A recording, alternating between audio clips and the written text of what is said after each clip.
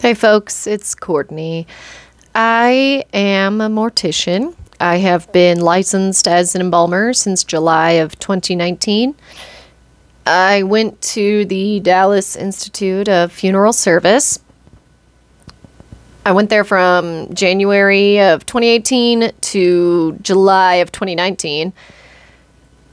I feel like not a lot of people talk about my industry, and I say my industry by like the industry in which I work, the death care industry, a lot of people they don't know what happens in the embalming room, or like the prep room as we call it, which I mean, I get it. It's kind of a weird thing that most people don't know a lot about what happens in the embalming room. Or when you're cremated, a lot of people don't even know that you have other options besides just being cremated or just being embalmed and having a full service. You can actually there's a lot of options. Looking into alternatives, I mean, you can go to Caitlin Doty, great resource. She is the queen. She's got books. I am a mortician because I stumbled across her channel in 2017. And I found her video of how to close mouths post-mortem, like how morticians do it. To answer her question, too, is I am a needle injector kind of gal. I don't like suturing mouths closed. I use the needle injector method. I do 2 on each side and bread tie them together. And then, mama's mouth will stay shut for her service and my dreams can not be haunted. So I do feel that with my experience, I've embalmed about 4,000 decedents. My paramedic fiance calls them decadents because he didn't understand that the decedent affairs section of the hospital was actually not the cafeteria. It's decedent, not decadent. There's there should be an A if it was decadent, but no, decedent is how we refer to deceased individuals. So my story as an embalmer, as a mortician, as my point in making this channel with my tiny microphone and my tiny videos, I do want to answer people's questions. I would love to have a resource for people to come to. And, if they have questions of, what happens to my body in the prep room, what happens to my body when I die at home and you come get it, that kind of thing. I usually try to put myself as if I were to get in a car wreck and die on the side of the road, this is what would happen. I have people questioning me about the process of organ donation, which, you have to be on life support to donate your organs. You cannot donate your heart or your liver or a lung or anything unless you're on life support. So if I lapsed into a coma and I had some viable organs, they would schedule it with the organ procurement organization, depending, it could be Life Gift, it could be Donor Alliance, it could be, any number of organ procurement organizations, which I've tried to work with them before, but I ended up, it didn't work out that well with my schedule and everything and the way that I was willing to work, and just being an embalmer makes a lot more sense for me. So, which brings me to the point of why even record videos? Why even have this tiny microphone in front of me right now? I do get a lot of questions, like I said. Get a ton. I've been doing this 5 years. I started in Texas at a 3,000 call a year facility, which that's kind of a lot. I moved up to Denver in June of 2021. I move up here to Denver area, I should say. I don't actually live in Denver, but it's all Denver, isn't it? So, I mean, I'm in a little suburb outside of Denver. I lived in Lakewood initially when I moved up here. I lived in Lakewood, and it was super close to my first job up here in Colorado. So I worked for 3 years in Texas, and then I moved up here in 2021. I started working for a place that they got 700 calls per year, roughly. And, that's a big difference from a 3,000 call per year facility to a 700 call a year facility. totally accepted it, was like, yes, this sounds great. So I was their crematory operator. I cremated about 8 people a day. I worked there for like 6 months. I cremated about 8 people a day, 12-hour shifts. I would get there sometimes at like 4 a.m. just so that way I could cremate anyone that was like pretty large, like people that are of size you want to save for the morning, because without getting too graphic, you can start like a grease fire if you don't have like a cold refractory. So like, you know, the cremation retorts are very sensitive, and like you have to learn how to, like, what order to go in and such things like that. If you are interested, I highly recommend you look into the ICCFA, which is like the International Cremation Cemetery Funeral Association, I do believe. Don't quote me. You can look it up yourself and fact check me. I forget what the actual term is. Don't come for me. I'm sorry. Please, I need to renew my crematory thing soon. It's good for 5 years. It's like, I don't remember the price. I think it's around like $400 or so. So like literally the easiest thing. My mortuary science degree was 20 grand that I'm still paying off.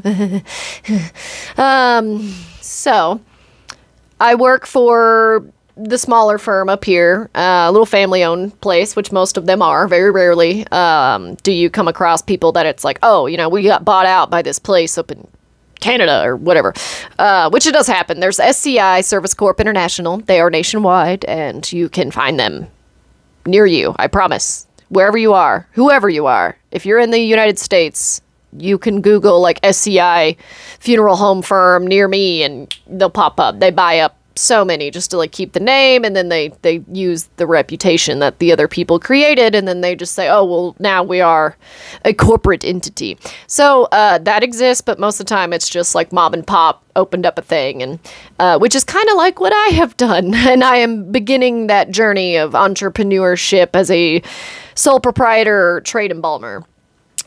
So I run a crematory for 6 months roughly. I end up getting bold, as I call it. I got too bold. I said, sure, I'll try being a funeral director. Like, let me see what that's about, right? No, I shouldn't have. It was really difficult, okay? Like, I'm an embalmer through and through. I can attempt funeral services. I am not the best, but I will give it my best shot. It's just a lot different when someone's like coming in and getting everything squared away for their services, and then like they pass within a week, and then you're just like picking them up and remembering the fun jokes he told you while you're embalming him on your table. So it's like, it's a lot. It's a lot to deal with. My therapist is a great woman.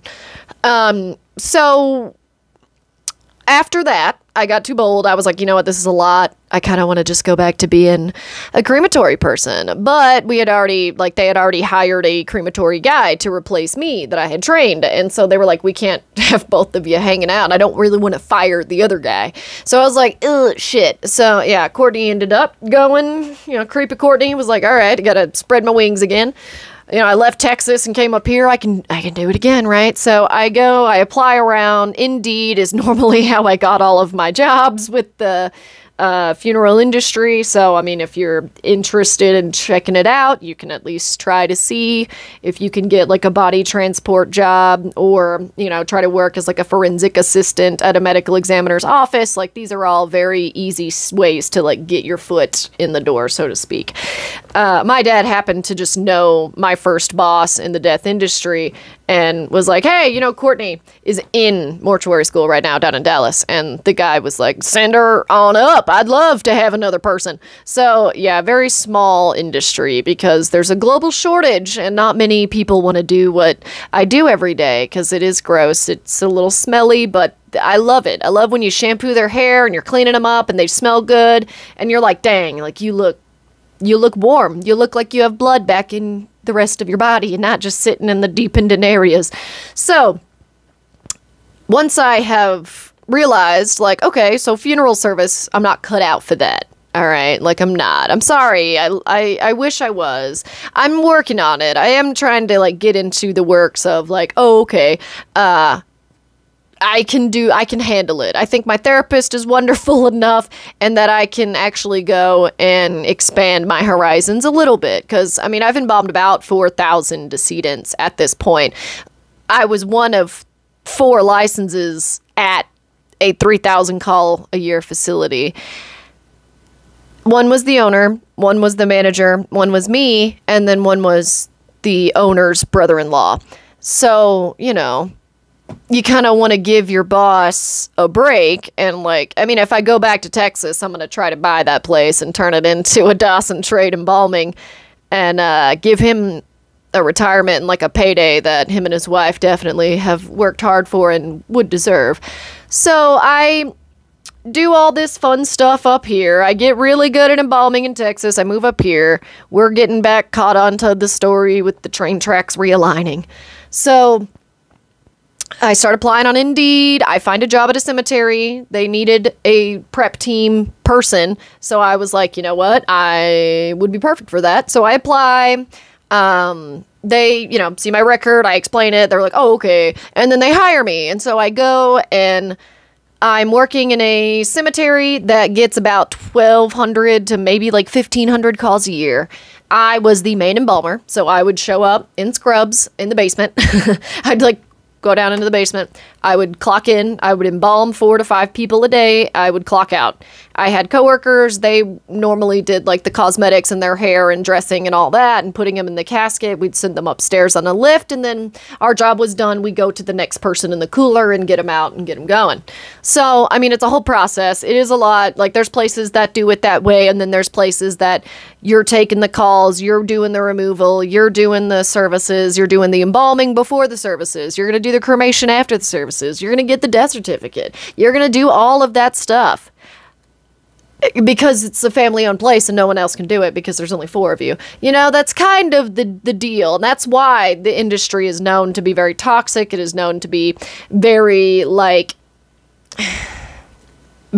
social life ruining. When I was in mortuary school, I only had, like, 3 friends that really, like, stuck it out and were like, okay, yes, I am still here. I'm waiting patiently for you to be able to come hang out with us again. Because it's a very, like, you know, very rough work environment. It'll have you missing birthdays, missing parties, missing graduations, holidays.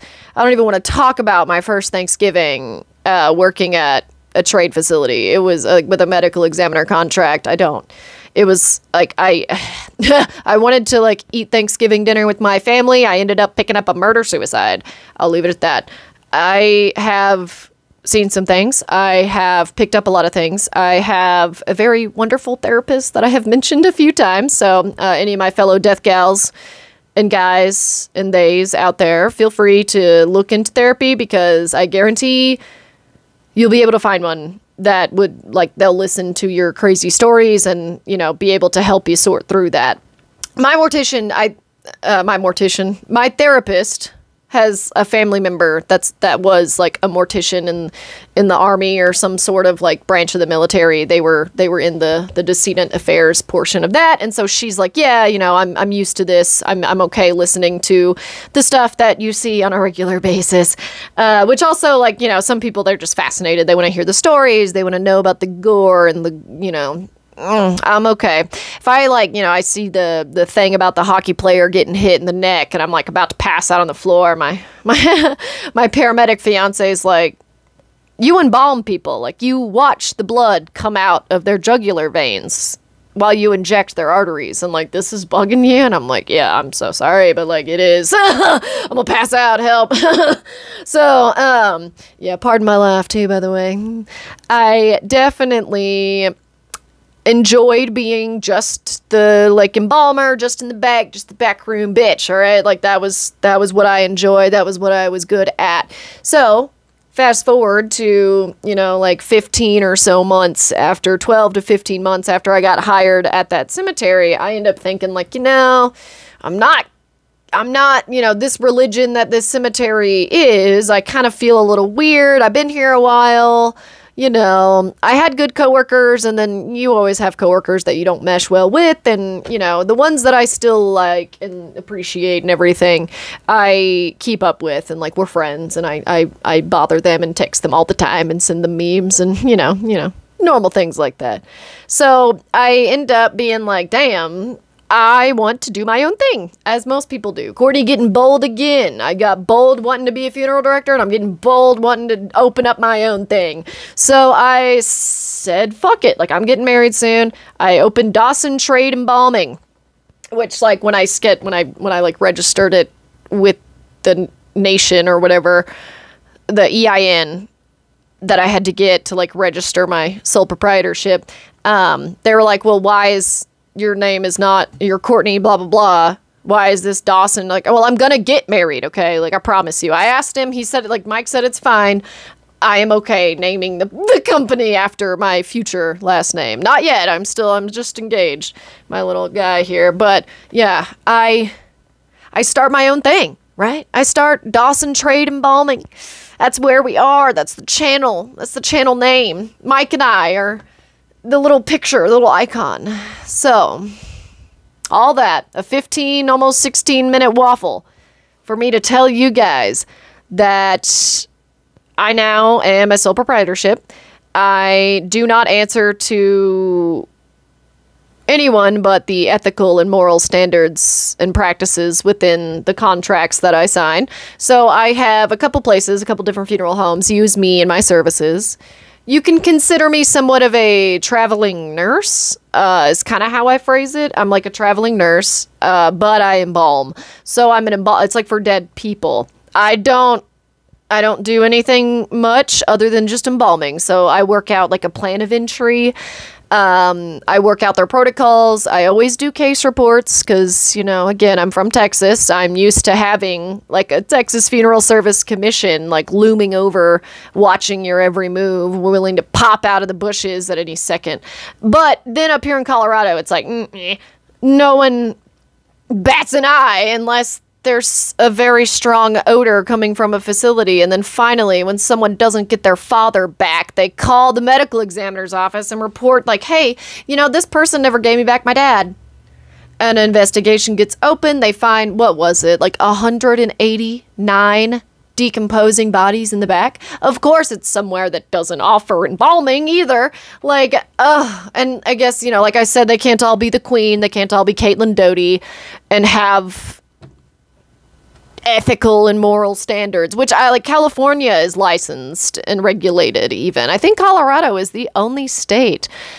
I don't know what we're going to do, but we're going to figure it out. I'm almost at a 20-minute mark. I'm going to attempt to edit this, kind of, and we'll see how it goes. And then I have no idea how regularly I'm going to upload, but I do plan to every so often upload a little waffle about some death stuff. I will never show you guys an embalming. That's not a thing. I would never, unless like there'd have to be so much paperwork involved and like I don't want to get sued. When I talk about certain things, I'm going to have to like, you know, edit my language, which is fine. I'd rather you guys be confused than have someone be like, oh, I know who she's talking about, because that's, you know, HIPAA only protects you when you're alive, but, you know, civil litigation is always on the horizon, you know. It's not a question of if you get sued as a mortician, it's when. That's what we were told in mortuary school, and, like, it's kind of bullshit. I'm not gonna lie. It's kind of fucked up because, like, I've had that fear this whole time now. So